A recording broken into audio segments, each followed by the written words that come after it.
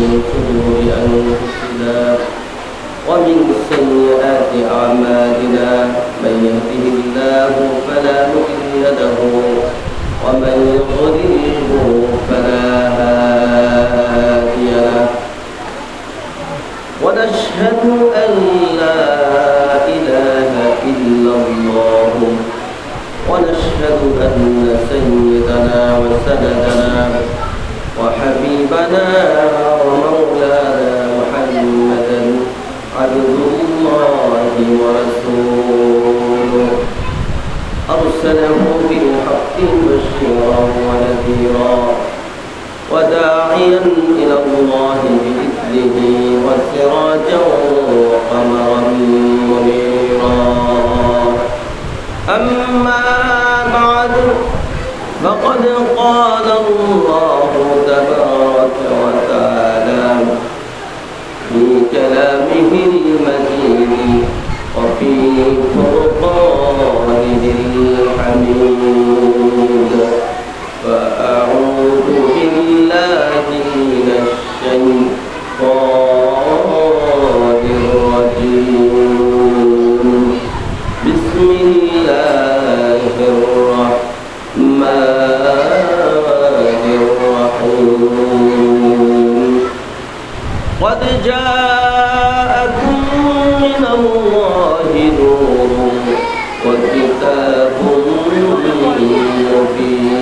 مبين وقال تعالى في كلامه المجيد وفي فرقانه الحميد ورفعنا لك ذكرك وقال رسول الله صلى الله عليه وسلم لا يؤمن أحدكم حتى أكون أحب إليه من والده وولده والناس أجمعين أو كما قال عليه الصلاة والسلام وقال تعالى في كلام حبيب شانه مخبرا وآمرا إن الله وملائكته يصلون على النبي يا أيها الذين آمنوا صلوا عليه وسلموا تسليما اللهم صل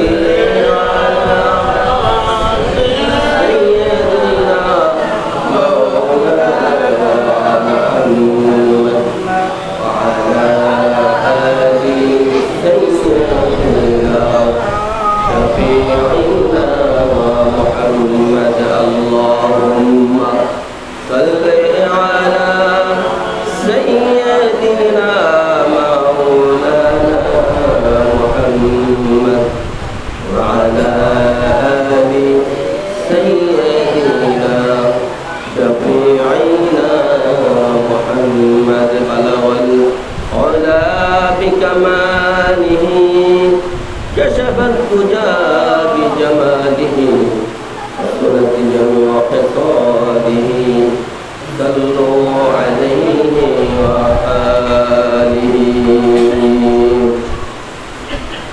উপস্থিত মুআজ্জাজ মুহতারাম হযরত উলামায়ে কেরাম আজকের এই ঈদে মিলাদুন নবী সাল্লাল্লাহু আলাইহি ওয়াসাল্লাম উপলক্ষে উদযাপিত মাহফিলে সম্মানিত প্রধান অতিথি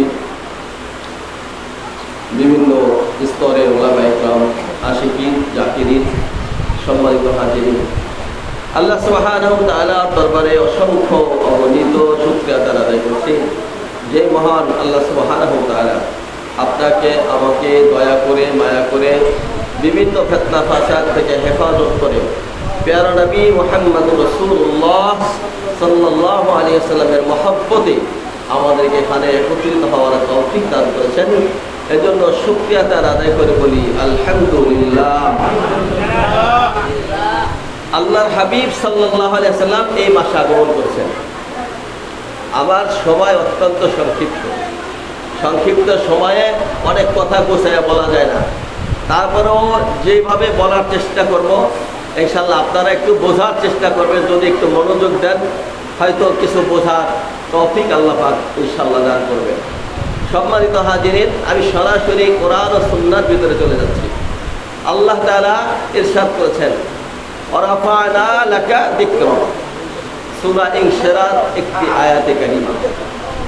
এখানে আল্লাহ রাব্বুল আলামিন বলছেন ওয়ারাফা'না লাকা যিকরাক, হাবিব, বন্ধু আমার, দোস্ত আমার, আপনার শান, আপনার মান, আপনার মর্যাদা, আপনার ইজ্জত আমি আল্লাহ তাআলা বুলন্দ করে দিয়েছি। সুবহানাল্লাহ।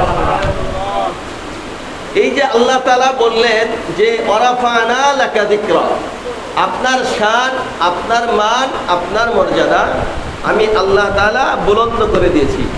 এখন আমাদের প্রশ্ন হইতে পারে না যে কেমনে বুলন্দ করলেন? কোরআনুল কারীমে আপনার একবারে সূরা কাহাফের শেষের দিকে যে আয়াতটা রয়েছে কুল ইন্নামা আনা বাশারুম মিসলুকুম, আমাদের দেশে অনেক ভাই তারা এই আয়াতে কারিমা দিয়া বাশার দিয়া তারা বুঝাইতে চায় আল্লাহর হাবিব সাল্লাল্লাহু আলাইহি ওয়াসাল্লাম আমাদের মতো মানুষ, আমাদের মতো মানে আমাদের মতো বলতে বোঝায় আমাদের মতো সাধারণ মানুষ। নাউযুবিল্লাহি মিন যালিক। আমি একটু একটু করে ইনশাআল্লাহ সামনে আগাচ্ছি। যে এখানে দেখেন, এখানে কোরআনুল কারীমের মধ্যে ইরশাদ হয়েছে আমি তোমাদের মতো মানুষ, বাশার। আচ্ছা, বাশার দ্বারা কি মাটি বোঝায়? বাশার দ্বারা কিন্তু মাটি বোঝায় না, বাশার দ্বারা মানুষ বোঝায়। এখন এই বাশার দ্বারা কি বুঝাইছে? তাফসীর ইবনে কাসির যদি খোলেন, তাফসীর ইবনে কাবির যদি আপনি খুলেন, তাফসীরে কাবিরের মধ্যে লেখা আছে আল মাকসাদু আন্নাহু লাউ কানা মিন জিনসিল মালাইকাতি লাসাইবাল আমরু আলান নাস কুল ইন্নামা আনা বাশারুম মিসলুকুম। এই বাশারুম মিসলুকুম দ্বারা উদ্দেশ্য হলো আল্লাহর হাবিব সাল্লাল্লাহু আলাইহি ওয়াসাল্লাম বুঝাইছেন আমি তোমাদের মতো মানুষ। এই উদ্দেশ্য হলো আমি জিনও নই, ফেরেশতাও নই। আমি কি না? জিন না, ফেরেশতা না।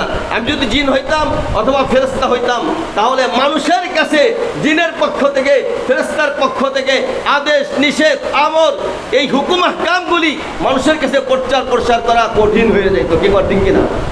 এদের হচ্ছে এটা উদ্দেশ্য। এরপরে রুহুল মানির মধ্যে লেখা আছে লাস্তু মালাকাও ওয়ালা জিন্নিয়াল লা ইউমকিনু আত-তালাক্কি মিনহু ওয়া হুয়া রাদ্দু কাওলিহিম বাইনানা ওয়া বাইনাকুম হিজাব। আল্লাহর হাবিব সাল্লাল্লাহু আলাইহি সাল্লাম কুল ইন্নামা আনা বাশারুম মিসলুকুম, এই আয়াতে কারিমা দ্বারা এর উদ্দেশ্য হলো যে আমি তোমাদের মতো মানুষ, অর্থাৎ আমি জিন নই, ফেরেশতা নই। যে জিন এবং ফেরেশতা যদি হতাম, মানুষের মাঝে, জিনের মাঝে, ফেরেশতার মাঝে একটা পর্দা থাকে। কি কোন ঠিক কিনা? আমাদের মাঝে পর্দা আছে না? এখন আমরা জিন দেখি, এখানে জিন নাই, এটা কি কেউ বিশ্বাস করেন নাকি? জিন থাকতে পারে না? শত শত জিন থাকতে পারে, হাজার হাজার জিন থাকতে পারে, লক্ষ লক্ষ ফেরেশতা এখানে আছে, বিশ্বাস করেন? লক্ষ লক্ষ ফেরেশতা এখানে আছে, হাদিস দ্বারা প্রমাণিত লক্ষ লক্ষ ফেরেশতা আছে, কোরআন দ্বারা প্রমাণিত লক্ষ লক্ষ ফেরেশতা এখানে আছে। কিন্তু আপনি আমি কি দেখি? দেখি না। তাহলে আমার রাসূল যদি ফেরেশতা হইতেন অথবা জিন হইতেন, মানুষের মধ্যে, জিনের মধ্যে, ফেরেশতার মধ্যে হিজাব থাকে না? আল্লাহ রাসূল সাল্লাল্লাহু আলাইহি ওয়াসাল্লাম এই আয়াতে কারিমা দিয়ে আনা বাশারুম মিসলুকুম এই কথা দ্বারা তিনি বুঝাইছেন যে আমি ফেরেশতাও নই, জিনও নই, যে আমার থেকে শিক্ষা করা, আমার থেকে উপদেশ গ্রহণ করা তোমাদের জন্য কঠিন হবে। কথা বুঝতে পারছেন?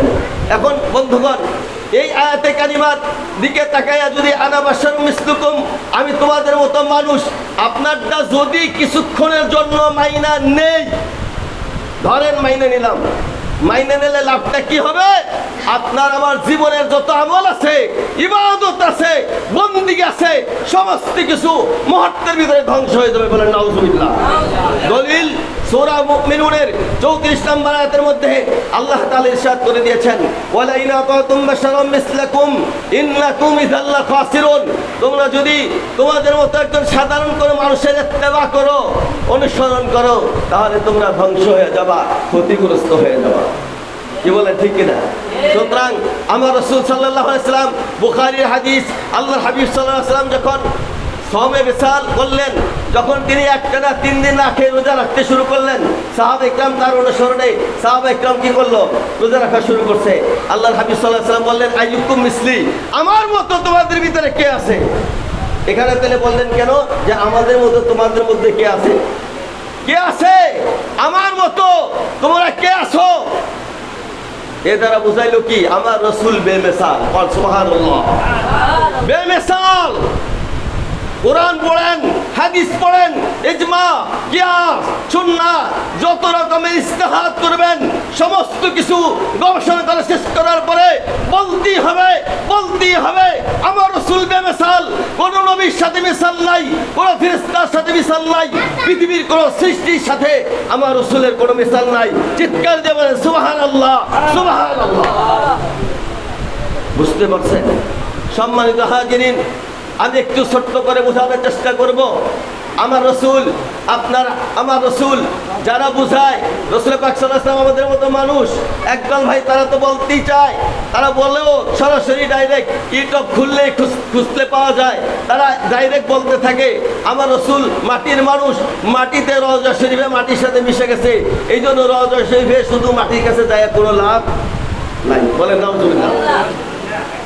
আমার ভাইরা, আমরা আহলুস সুন্নাহ ওয়াল জামাত কোরআন, হাদিস, ইজমা, কিয়াস গবেষণা করে, ইজতিহাদ করে, মুজাহাদা করে আমরা এটা পাই না। আমরা একটাই পাই, আমার রাসূল হায়াতুন নবী। জোরে বলেন সুবহানাল্লাহ। আমার রাসূল কি নবী বলেন? হায়াতুন নবী, জিন্দা নবী, নবী মুহাম্মদ রাসূলুল্লাহ সাল্লাল্লাহু আলাইহি সাল্লাম রওজায়ে আতহারে জিন্দা অবস্থায় শুয়ে আছেন। জোরে বলেন সুবহানাল্লাহ। সুবহানাল্লাহ। আমার আপনার দাদা, বাবা, আত্মীয় স্বজন, আপনজন অনেকে মারা গেছে না? মারা যাওয়ার পরে কবরের কাছে যাইয়া আপনি যাইয়া বলেন যে আমি আজকে আপনার মেহমান। দিন যাবে, রাত যাবে, ঘন্টা বার ঘন্টা যাবে, বছরের পরে বছর যাবে, মেহমানদারি হবে বলেন? কবরের কাছে যায় মেহমানদারি অবস্থা জানাইলে মেহমানদারির অবস্থা হবে? আপনি ইতিহাস পড়েন, হাদিস বিষয়ক চিন্তা ভাবনা করেন, তারিখের কিতাবগুলি খুঁজেন, দেখবেন আল্লাহর হাবিব সাল্লাল্লাহু আলাইহি সাল্লামের সম্পর্কে নাতি হতেন আবুল খায়র আখতা। এই আবুল খায়র আখতা আল্লাহ রাসূল সাল্লাল্লাহু আলাইহি সাল্লামের বংশধর। আল্লাহর হাবিব সাল্লাল্লাহু আলাইহি সাল্লামের রওজার পাশে দাঁড়ায়া বলেন, ইয়া রাসূলুল্লাহ, ইয়া হাবিবাল্লাহ, আমি আপনার নাতি, নানাজি, আমি আপনার কাছে আজকে প্রায় 3 দিন 4 দিন হয়ে যায়, আমি অনেক সময় ধরে ক্ষুধার্ত অবস্থায় আমি কোনো কিছু খাবার পাই না, আমি ক্ষুধার্ত। ইয়া রাসূলুল্লাহ, ইয়া হাবিবাল্লাহ, আপনার আওলাদদের জন্য, আপনার বংশের মানুষের জন্য তো সদকা হারাম। সদকা কি? সদকা খাওয়া কি হারাম। সুতরাং ইয়া রাসূলুল্লাহ, ইয়া হাবিবাল্লাহ, আমি আবুল খায়র আখতা আজকের জন্য আপনি রাসূলের রওজার পাশে আইসা আপনার কাছে মেহমানদারির জন্য আমি উপস্থিত হয়েছি। সুতরাং আপনি আমাকে দয়া করে মেহমানদারি করেন। জোরে বলেন সুবহানাল্লাহ। বন্ধু আমার, আল্লাহর হাবিব সাল্লাল্লাহু আলাইহি ওয়াসাল্লামের কাছে আবুল খায়র আখতা রওজা শরীফে নবীজির কাছে যখন বললেন, ইয়া রাসূলুল্লাহ, ইয়া হাবিবাল্লাহ, আমি আবুল খায়র আখতা অনেক সময় হয়ে গেল, দীর্ঘ সময় হয়ে গেল, ইয়া রাসূলুল্লাহ, আমি কোনো কিছু খাবারে পাই না, আমার খাবারের জন্য, আমার মেহমানদারির জন্য আমার একটু খাবারের ব্যবস্থা করেন। ইয়া রাসূলুল্লাহ, ইয়া হাবিবাল্লাহ, আমি আবুল খায়র আখতা অনেক ক্ষুধার্ত। আল্লাহর হাবিব সাল্লাল্লাহু আলাইহি ওয়াসাল্লাম, নবীজি মুহাম্মদ রাসূলুল্লাহ সাল্লাল্লাহু আলাইহি ওয়াসাল্লাম হায়াতুন নবী, জিন্দা নবী, তার নাতির কথা, আবুল খায়র আখতার কথা শুনছেন কিনা বলেন?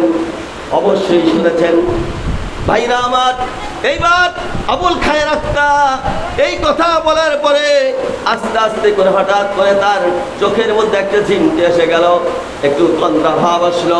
তন্দ্রা ভাব যখন এসে গেল, এই তন্দ্রা ভাব আসার পরে আবুল খায়র আখতাকে নবীজি মুহাম্মদ রাসূলুল্লাহ সাল্লাল্লাহু আলাইহি ওয়াসাল্লাম একটা রুটি দিয়ে, একটু হালুয়া দিয়ে, একটা রুটি আর একটু হালুয়া দিয়ে নবীজি সাল্লাল্লাহু আলাইহি ওয়াসাল্লাম আবুল খায়র আখতাকে বললেন, আবুল খায়র আখতারে, এই নাও, তোমার মেহমানদারির জন্য আমি এইটুকুর ব্যবস্থা করেছি। জোরে বলেন সুবহানাল্লাহ।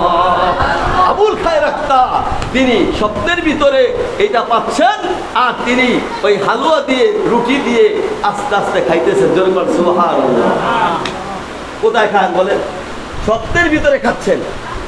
আচ্ছা, আমাদের স্বপ্নে আমরা অনেক সময় বিভিন্ন খাবার খাই, কথার কথা, আমাদের পেট ভরে নাকি? আবার ওই খাবার খাওয়ার পরে আমাদের মুখে দুর্গন্ধ বা সুগন্ধ এরকম হয় নাকি? ওই স্বাদ পাওয়া যায়, টেস্ট পাওয়া যায়? পাওয়া যায় না। হায়াতুন নবী, জিন্দা নবী মুহাম্মদুর রাসূলুল্লাহ সাল্লাল্লাহু আলাইহি ওয়াসাল্লাম, তিনি তার হাতে রুটি দিয়েছেন, হালুয়া দিয়েছেন। আবুল খায়ের আত্মা পুরাটা খায়া শেষ করতে পারেন নাই, এখনো কিছু রুটি তার হাতে রয়ে গেছে। আল্লাহু আকবার। এই অবস্থায় আবুল খায়ের আত্মার ঘুম ভেঙে গেছে। সুবহানাল্লাহ।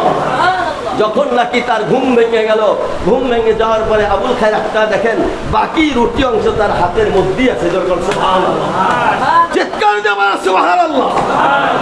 আমার রাসূল হায়াতুন নবী, জিন্দা নবী, খোদার কসম করে বলছি, খোদার কসম করে বলছি, আপনি যদি আশিকে রাসূল হন, আপনার মধ্যে যদি আল্লাহ রাসূলের মহব্বত থাকে, আল্লাহর হাবিবের মহব্বত থাকে, চোখ বন্ধ করে আল্লাহ রাসূল সাল্লাল্লাহু আলাইহি ওয়াসাল্লামের রওজা শরীফে প্রাণ ভরে প্রাণ উজাড় করে সালাম দেন। খোদার কসম, আল্লাহর হাবিব সাল্লাল্লাহু আলাইহি ওয়াসাল্লামের সালামের জবাব আপনি কানে শুনতে পাবেন। যখন সুবহানাল্লাহ, আল্লাহ রাসূলের সালামের জবাব আপনি কানে শুনতে পাবেন। কত আশিকে রাসূল মদিনাতুল মুনাওয়ারার পাশে রওজা শরীফের পাশে গিয়া আল্লাহর হাবিবকে সালাম দিয়েছেন, সাথে সাথে শুধু সালামের জবাবই পান নাই, আল্লাহু আকবার, শুধু জবাবই পান নাই, রাসূল পাক সাল্লাল্লাহু আলাইহি সাল্লাম হাত মোবারক পর্যন্ত রওজা শরীফ থেকে বের করে দিয়েছেন। জোরে বলে সুবহানাল্লাহ। আমার ভাইরা, এই জন্য ইশক যদি ভিতরে থাকে, মহব্বত যদি ভিতরে থাকে, আল্লাহর হাবিবের মহব্বত আর ভালোবাসা যদি অন্তরের মধ্যে থাকে, তাহলে আল্লাহ রাসূল সাল্লাল্লাহু আলাইহি ওয়াসাল্লামকে সালাম দিলে যে মজা পাবে, ওই মজা যার ভিতরে মহব্বত নাই সে কোনোদিন মজা পাবে না। সম্ভব না, তাকে ওয়াজ দিয়ে বোঝানো সম্ভব না। সম্মানিত হাজিরিন, আল্লাহর কোরআন এই কুলিন নামার বাশার মিসলুকুম, এই আয়াতে কারিমা দিয়া যেই সমস্ত ভাইরা তারা বোঝাইতে চায় আমার রাসূল আমাদের মতো মানুষ, আর বাসার দিয়ে তারা মাটি বুঝায়। ভাইরা আমার, বন্ধুরা আমার, আপনাদের সকলের মধ্যে ব্রেন আছে, মগজ আছে, বুদ্ধি জ্ঞান আছে, একটু খেয়াল করেন। যদি শুধু বাসার দিয়া যদি শুধু মাটি বুঝায় যে আল্লাহ তাআলা শুধু মাটি দিয়া কি বানাইছে, মানুষ বানাইছে, তাহলে কোরআনুল কারীমে প্রায় 12টা আয়াত আছে। কয়টা আয়াত বলেন? কয়টা? জোরে বলেন কয়টা? 12টা আয়াত আছে। এই 12টা আয়াতের ভিতরে ভিন্ন ভিন্ন রকম কেন দেখা যায়, তাফসীরে বগবীর মধ্যে সমাধান দিয়েছেন যে একমাত্র আদম আলাইহিস সালামকে ছাড়া সরাসরি আল্লাহ তাআলা অন্য কাউকে মাটি দিয়ে বানান নাই। জোরে বলেন সুবহানাল্লাহ। সরাসরি কোনো মাটি দিয়া আল্লাহ তাআলা একমাত্র আদম আলাইহিস সালামকে ছাড়া আর কাউকে বানান নাই। যেমন দেখেন কোন কোন জায়গায় আল্লাহ তাআলা বলেছেন খলাকা মিনাল বাশারি মাআ, আল্লাহ তাআলা মানুষ বানাইছেন, বাশার বানাইছেন কি দিয়া? পানি দিয়া। কি দিয়ে বানাইছেন? পানি দিয়া। সূরা আলাক, এই আলাকের মধ্যে দেখেন খলাকাল ইনসানা মিন আলাক, আল্লাহ পাক মানুষ সৃষ্টি করেছেন রক্তের পিণ্ড থেকে। আবার সূরা আপনার মুলকের মধ্যে ইরশাদ হয়েছে যে নাবতালিহি 29 পারায় নাবতালিহি ফাজআলনাহু সামিআম বাসীরা মিন নুতফাতিন আমশাজ। এই যে নুতফা, একটা সামান্য একটা কীট দিয়া আল্লাহ তাআলা সামান্য একটু পানি দিয়া, নাপাক পানি দিয়া মানুষের সৃষ্টি করেছেন। এইভাবে করে দেখেন আপনি হযরত ঈসা রূহুল্লাহ, এই ঈসা রূহুল্লাহকে কোন মাটি দিয়ে বানানো হয়েছে বলেন? ঈসা রূহুল্লাহকে তার কি পিতা আছে বলেন? তার পিতা নাই, তাকে পিতা ছাড়া আল্লাহ তাআলা তৈরি করছেন। তার মারিয়ামের তার দেহের ভিতরে তার জবান দিয়া, তার মুখ দিয়া হযরত জিবরিল আলাইহিস সালাম একটা ফু দিয়েছিলেন। কি দিয়েছিলেন? ফু দিয়েছিলেন। এই ফুর সিলায় আল্লাহ তাআলা হযরত ঈসা আলাইহিস সালামকে তৈরি করেছেন। সুবহানাল্লাহ। সুতরাং সরাসরি মাটি থেকে একমাত্র আদম আলাইহিস সালামকে তৈরি করা হয়েছে। এখন যদি বলা হয় যে আমার রাসূলকে মাটি দিয়ে বানানো হয়েছে, তাহলে বলতে হবে সর্বপ্রথম আল্লাহ তাআলা মাটি তৈরি করেছেন। কি বলে, ঠিক কিনা? এখন দেখেন যে আমার রাসূল কবে তৈরি হয়েছে, আর আমার এই যে পৃথিবীর জমি এইটা কবে তৈরি হয়েছে? মাওয়াহিবুল লাদুনিয়া, কোন কিতাবের নাম বললাম? মাওয়াহিবুল লাদুনিয়া, মিশরীয় পণ্ডিত মিশরের পণ্ডিত শিহাবুদ্দিন আল কাস্তালানি রহমাতুল্লাহি আলাই মাওয়াহিবুল্লাহ দুনিয়ার মধ্যে তিনি বলেছেন যে আল্লাহ তাআলা সর্বপ্রথম নূর সৃষ্টি করছেন। কি সৃষ্টি করছেন? নূর। সেই নূরটা কি? নূরে মুহাম্মাদি। জোরে কর সুবহানাল্লাহ। ক্বাদ জাআকুম মিনাল্লাহি নূর, ক্বাদ জাআকুম মিনাল্লাহি নূরুন ওয়া কিতাবুম মুবিন। আল্লাহ রাব্বুল আলামিন তোমাদের কাছে দুইটা নবী পাঠাইছে। একটা হলো আল্লাহ রাব্বুল আলামিনের পক্ষ থেকে নূর, আর একটা হলো কিতাবুম মুবিন, সুস্পষ্ট কিতাব। আল্লাহ তাআলা এই যে দুই নিয়ামত আল্লাহ তাআলা পাঠিয়েছেন। ক্বাদ জাআকুম মিনাল্লাহি নূর, ক্বাদ জাআকুম মিনাল্লাহি নূর। এই যে নূর, এই নূর দ্বারা কি বোঝানো হয়েছে? এই পৃথিবীতে একটা তাফসীরের কিতাব, তাফসীরে জালালাইন। এই তাফসীরে জালালাইন পৃথিবীর এমন কোনো মাদ্রাসা, এমন কোনো জায়গা নাই ওহাবি, সুন্নি, খারেজি, যত শিয়া রাফিজি যারাই আছে সবাই যেই কিতাবটাকে প্রসিদ্ধ হিসাবে গ্রহণ করে, এটার নাম হলো তাফসীরে জালালাইন। এই তাফসীরে জালালাইনের মধ্যে উল্লেখ করা আছে ক্বাদ জাআকুম মিনাল্লাহি নূর আল মুরাদু বিল আউয়ালি ওয়ার রাসূল সাল্লাল্লাহু আলাইহি ওয়াসাল্লাম। জোরে বলেন সুবহানাল্লাহ। আমার রাসূল হলেন নূর। জোরে বলেন সুবহানাল্লাহ। শুধু তাই না, তাফসীরে বাইজাবি, এরপরে আপনার তাফসীরে রুহুল মানি, তাফসীরে বায়ান, তাফসীরে খাজেন, তাফসীরে মারিফুল কোরআন, তাফসীরে মাযহারি, এইভাবে একটা দুইটা না প্রায় ৬২টা তাফসীরের কিতাবের মধ্যে লেখা হয়েছে আল মুরাদু বিল আউয়ালি ওয়া রাসূল সাল্লাল্লাহু আলাইহি ওয়াসাল্লাম নূরুন আযীম ওয়া হুয়া নূরুল আনওয়ার আমিন নবীল মুখতার সাল্লাল্লাহু আলাইহি ওয়াসাল্লাম। জোরে কোন সুবহানাল্লাহ। আমার বন্ধুরে, আল্লাহ তাআলা সর্বপ্রথম কি সৃষ্টি করেছেন? হযরত জাবের রাদিয়াল্লাহু তাআলা আনহু বলতেছেন, আন জাবির ইবনে আব্দুল্লাহ রাদিয়াল্লাহু তাআলা কুলতু ইয়া রাসূলুল্লাহ বিআবি আনতা ওয়া উম্মি আখবিরনি আন আউয়ালি শাইইন খালাকাহু আল্লাহু তাআলা ক্বাবলা আল আশিয়া। ইয়া রাসূলুল্লাহ, ইয়া হাবিবাল্লাহ, আমার পিতামাতা আপনার কদমে কুরবান হোক। ইয়া রাসূলুল্লাহ, ইয়া হাবিবাল্লাহ, আল্লাহ রাব্বুল আলামিন সর্বপ্রথম কি সৃষ্টি করেছেন? জোরে বলেন সুবহানাল্লাহ।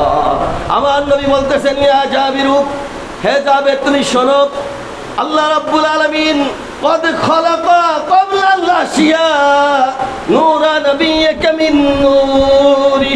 আল্লাহ রাব্বুল আলামিন সর্বপ্রথম তোমার নবীর নূর সৃষ্টি করেছে। জোরে বলেন সুবহানাল্লাহ। সেই নূর মোবারককে কয় ভাগ করছে বলেন? ওই নূর মোবারককে 4 ভাগ করা হয়েছে। ওই 4 ভাগের প্রথম ভাগ দিয়ে আল্লাহ রাব্বুল আলামিন কলম বানাইছে। কোন সুবহানাল্লাহ। আমরা সুবহানাল্লাহ করতে কষ্ট হয়, জোরে বলেন সুবহানাল্লাহ। আল্লাহ তাআলা সর্বপ্রথম তার হাবিবের নূর দিয়ে কলম বানাইছেন। এরপরে দ্বিতীয় ভাগ দিয়ে আল্লাহ তাআলা আরশে মুআল্লা বানাইছেন। দ্বিতীয় ভাগ দিয়ে আল্লাহ তাআলা লাওহে মাহফুজ বানিয়েছেন। এরপরে রয়ে গেল এক ভাগ। ওই এক ভাগ দিয়ে আল্লাহ তাআলা আবার 4 ভাগ করলেন। 4 ভাগ দিয়ে এক ভাগ দিয়ে আল্লাহ তাআলা সমস্ত আকাশবাসী ফেরেশতাদেরকে তৈরি করলেন।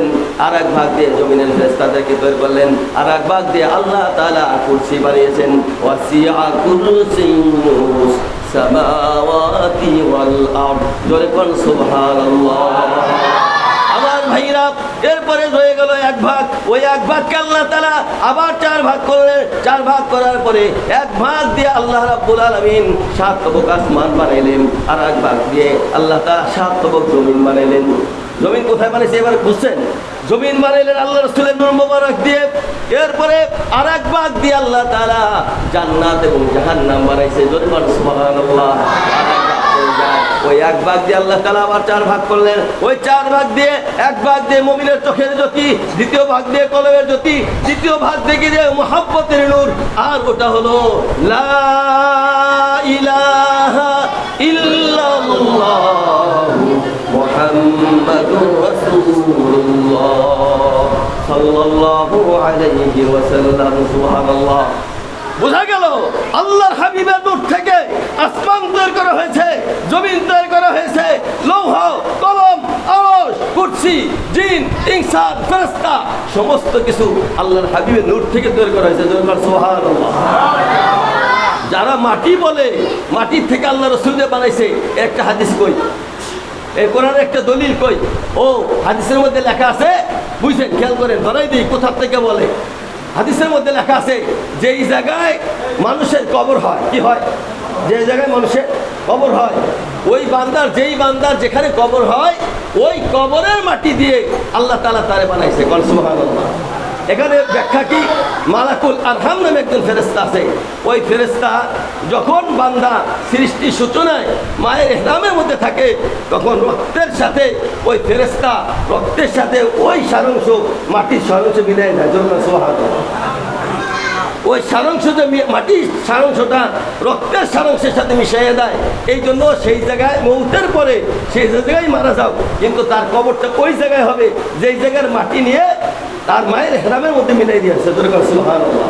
এখন রাসূল পাক সাল্লাল্লাহু আলাইহি সাল্লামের যেই মাটি দেওয়া হয়েছিল রওজা শরীফের মাটি, ওই অংশ আল্লাহ রসুলের নূরে মুজাসসাম তার দেহের সাথে নূরের সাথে মিলাই দেওয়া হয়েছে। মিলাইয়ে দেওয়ার পরে ওই নূরে মুজাসসাম তার দেহের সাথে মাটিও নূর হয়ে গেছে। সুবহানাল্লাহ। সুতরাং সূচনা কি না, মাটি থেকে সূচনা না, বরং সূচনা হলো নূর থেকে। সুবহানাল্লাহ।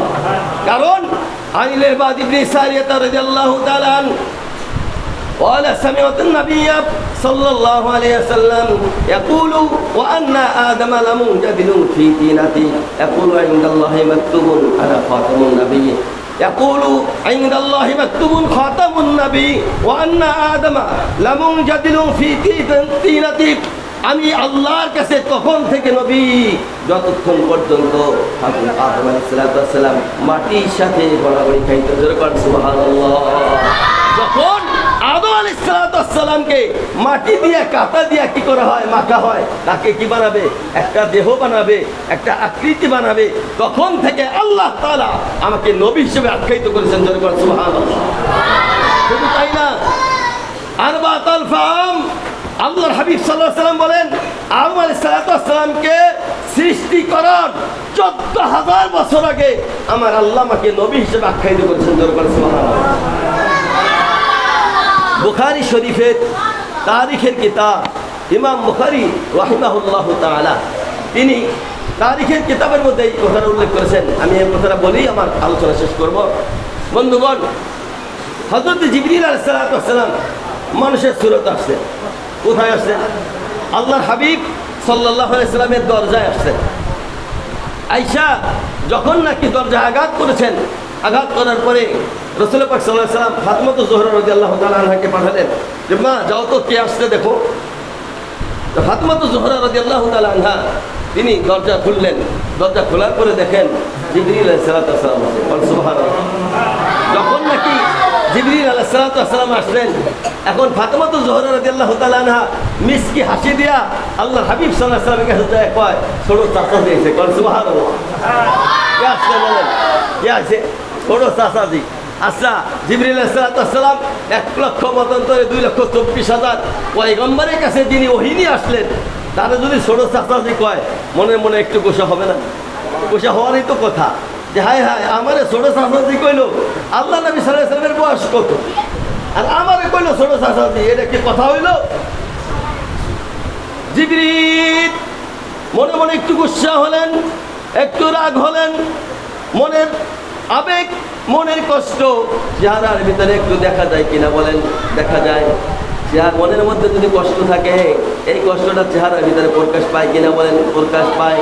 হযরত জিবরিল আলাইহিস সালাম তিনি যখন ঘরের ভিতরে ঢুকলেন, ঘরের ভিতরে ঢোকার পরে আল্লাহর হাবিব সাল্লাল্লাহু আলাইহি সাল্লাম দেখলেন হযরত জিবরিলের তার চেহারার ভিতরে কেমন জানি দেখা যায়। আল্লাহর হাবিব সাথে সাথে তিনি জিজ্ঞাসা করলেন, ইন্নাহু সাআলা ইয়া জিবরাইল কাম আমারতা মিনাস সিনিন। হে ভাই জিবরিল, তোমার বয়স কত? হযরত জিবরিল আলাইহিস সালাম চিন্তা ভাবনা করলেন, যাক সুযোগ যখন একটা পাইছি, এই সুযোগে আমি আমার পরিচয়টা দিয়ে দেই, আমার আসল পরিচয়। আমার বয়স কত আমি একটু বুঝাইয়া দেই, আমি ফাতেমাকে একটু জানাইয়া দেই। ফাতেমা, তুমি যে কথা বলেছো এই কথাটা সঠিক না, বরং আমি ছোট চাচাজি না, আমি বড় চাচাজি হব। আমি এই সুযোগটা আমি একটু ব্যবহার করি। এই চিন্তা ভাবনা করে বললেন, ইয়া রাসূলুল্লাহ ইয়া হাবিবাল্লাহ লাস্তু আলাম غير أن في الحجاب الرابع نجما يطلع في كل 70,000 سنة مرة رأيته 72,000 مرة। جل سبحان الله। আমার বন্ধুগণ, হযরত জিবরিল আলাইহিস সালাতু ওয়াস সালাম বললেন, ইয়া রাসূলুল্লাহ, ইয়া হাবিবাল্লাহ, আমার বয়স কত আমি তেমন বলতে পারবো না, তবে একটু ধারণা দিতে পারি। লাস্তু আলাম ওয়া আন্না ফি হিজাবির রাবি নাজমা ইয়াতলাউ ফি কুল্লি 70 আলফ সানাতিন মাররাতান রাআইতু ইসনাইনি ওয়া 70 আলফ মাররা।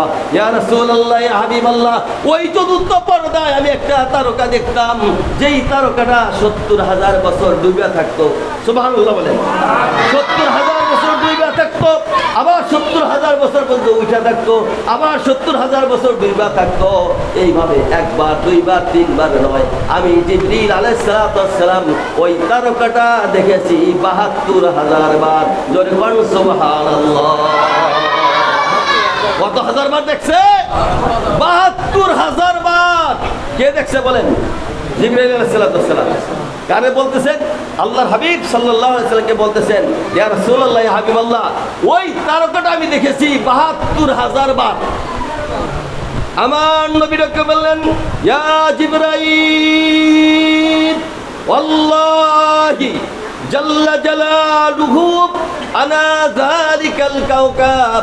হে জিবরাইল, যেই তারকাটা তুমি 70,000 বার, 70,000 বার বছর পর্যন্ত ডুবতে থাকতে দেখেছো, আবার 70,000 বছর পরে উঠে আবার 70,000 বছর থাকতো, এইভাবে যেই তারকা তুমি 72,000 বার দেখেছো, আল্লাহি, আল্লাহর কসম, আল্লাহি, আল্লাহর কসম, আনা যালিকাল কাওকাব, ওই তারকাটা আর কোনো তারকা নয়, আর কোনো তারকা নয়, ওই তারকাটা আমি মুহাম্মাদুর রাসূলুল্লাহ। জোরে কোন সুবহানাল্লাহ।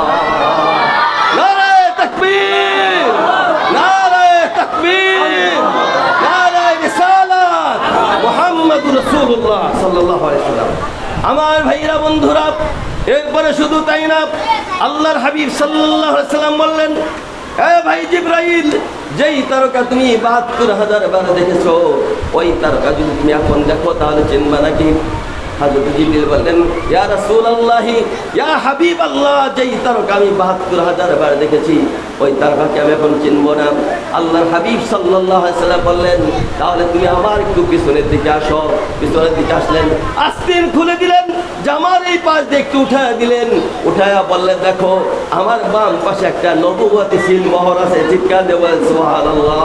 এই নবুয়তি সিলমোহর দেখে হযরত জিবরিল আলাইহিস সালাতু ওয়াস সালাম বললেন, ইয়া রাসূলুল্লাহ, ইয়া হাবিবাল্লাহ, আল্লাহি, আল্লাহর শপথ, আল্লাহর কসম, এই তারকাটাই আমি 72,000 বার দেখেছিলাম। জোরে বলেন সুবহানাল্লাহ। এই জন্য আমার রাসূল যদিও পরে এসেছেন, যদিও পরে এসেছেন, কিন্তু আমার রাসূল অনেক আগে। সুবহানাল্লাহ। আমার রাসূল অনেক আগে। আচ্ছা, আজকে বলেন, আজকে একটা ছোট্ট একটা উদাহরণ দিয়ে বলি। এখানে আমাদের একজন প্রধান অতিথি আছেন না? আছেন কিনা? নাম তার সবার আগে না? আগে কিনা বলেন? সবাই বলেন না কেন? আগে না? সবার আগে না নামটা? ওই পোস্টার বলেন, হ্যান্ডবিল বলেন, সবার আগে নাম লেখা থাকে কার? প্রধান অতিথির। কিন্তু প্রধান অতিথি কি সবার আগে আলোচনা করে? বলেন না কেন? আলোচনা করে না।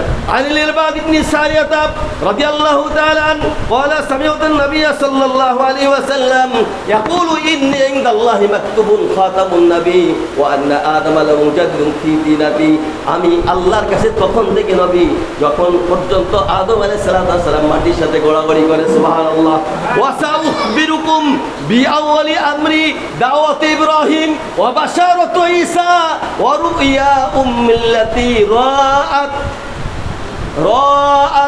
আন্নাহু খারাজা মিনহা নূরুন আদাআত লাহু উসুলুশ শাম। আমি হলাম ওয়াসাউখবিরকুম বিআওয়ালি আমরি দাওয়াত ইব্রাহিম। আমি হলাম হযরত ইব্রাহিম আলাইহিস সালাতু ওয়াস সালামের দোয়া, ওয়া বাশারাতু ঈসা, হযরত ঈসা আলাইহিস সালামের সুসংবাদ। অন্যান্য যত নবী রাসূল এসেছেন পৃথিবীতে, তারা শুধু আয়েশা সংবাদ দিতেছেন, সংবাদ দিয়ে দিয়েছেন। আর আল্লাহ বলেছেন, ও নবীরা, ও রাসূলরা, তোমরা দুনিয়া আগমন করবা, দুনিয়ায় যাবা, দুনিয়া তোমরা যখন আগমন করবা আর আগমন করে করে আমার রাসূলের সুসংবাদ দিবা যে পর্দার অতিথি আসতেছে, পর্দার অতিথি আসতেছে। চিৎকার দিয়ে বলেন সুবহানাল্লাহ। পর্দার অতিথি আসতেছে, এই সুসংবাদ তোমরা দিতে থাকবা। সুবহানাল্লাহ। এই জন্য আমার রাসূলের সাথে কোনো মিসাল নাই।